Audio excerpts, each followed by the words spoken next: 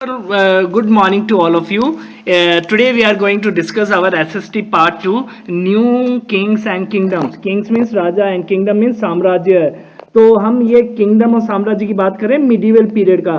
The medieval period कब से कब माना जाता है इंडिया में? 700 BC टू 780 टू 1200 AD. तो 500 साल का जो पीरियड है ये मिडिवल पीरियड कहा जाता है इंडिया में. तो इस समय कौन कौन से किंगडम स्टैब्लिश हुए पूरे इंडिया में जोन वाइज, वो हम थोड़ा सा यहां डिस्कस करेंगे. पावरफुल रीजनल किंगडम्स इन नॉर्थ इंडिया. अगर हम बात करें नॉर्थ इंडिया की, डेक्कन की और साउथ इंडिया की, कि नॉर्थ इंडिया में कौन कौन से किंगडम स्टैब्लिश हुए. डेक्कन रीजन में, Deccan means the part of Karnataka, Andhra Pradesh, Odisha, that includes this Deccan plateau. And south India, all of you know, Tamil Nadu, Kerala and all this states.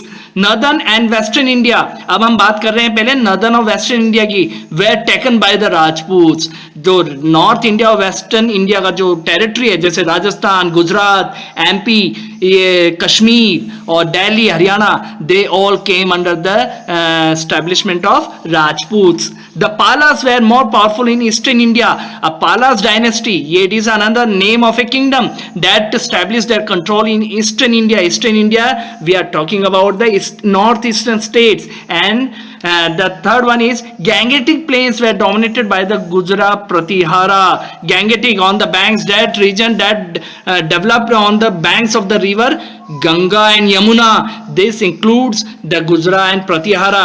And the south, next, the Rashtrakutas control the Deccan and some part of north and south. Rashtrakuta, another dynasty, very powerful dynasty that controls or established that kingdom in Deccan and some part of north and south India.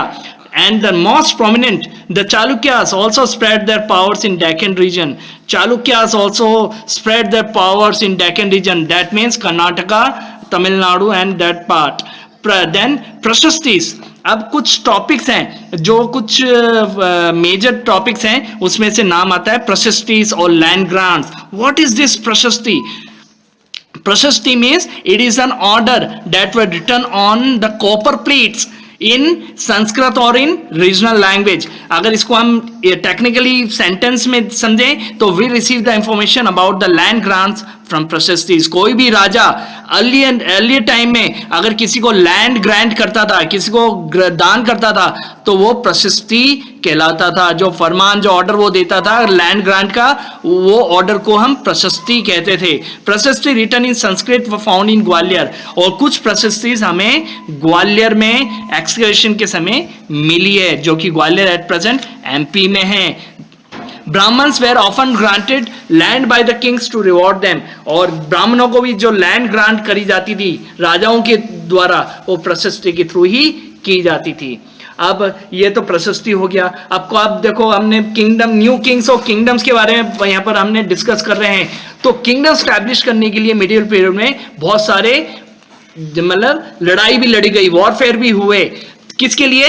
Wealth के लिए, for earning money.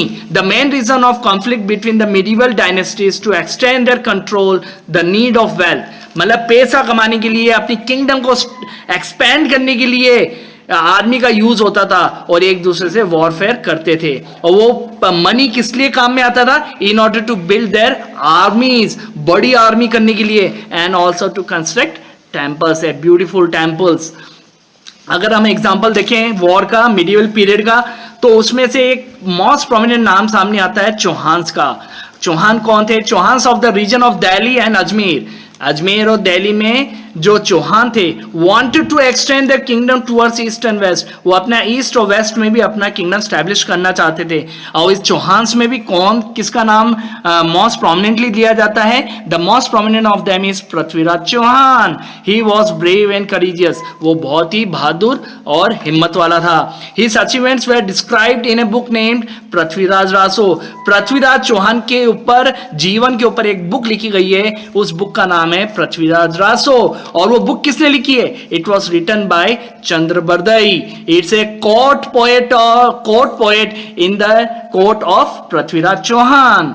अब दूसरे battle between Prithviraj Chauhan and Mohammad Ghori. अब इस medieval period में हम जानते हैं कि बाहर के फॉरेन इन्वेडर्स भी हमारे इंडिया में आए थे, उन्होंने हम पे अटैक करा था। उसमें से जो नाम आता है मोहम्मद गौरी का, और मोहम्मद गौरी का बैटल किसके साथ हुआ? मोस्ट प्रॉब्ली वो किससे भिड़ा इंडिया में आके? पृथ्वीराज चौहान से। तो इन दोनों का बैटल मोस्टली होता था। Prithviraj defeated Mohammad Ghori in the first battle of तैरैन।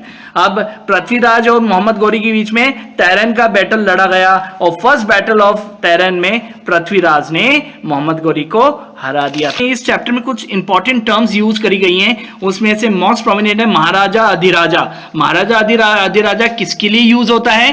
Great king, बहुत ही महान राजा होता है, उसके लिए उसको महान राजा को महाराजा अधिराजा के नाम से जाना जाता था। फिर सेकंड जो टर्म यूज हो रहा है यहाँ पर समंथा।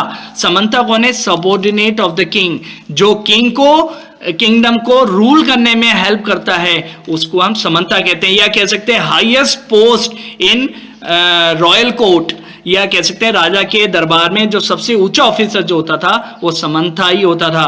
फिर बात करते हैं मॉनेस्ट्री। मॉनेस्ट्री क्या है? It's a residence for man who led a retired life. मतलब मॉनेस्ट्री वो है जो सन्यासियों के लिए बनाया जाता था, कि सन्यास आश्रम ग्रहण करने के बाद जहां पर वो रह सकता है उसको मॉनेस्ट्री कहते हैं। मॉनेस्ट्री वैसे तो बुद्धिज्म से जुड़ा हुआ वर्ड है ये, जो बुद्धिज्म बौद्ध भिक्षु जो होते हैं वो मोनेस्ट्रीज में रहते हैं।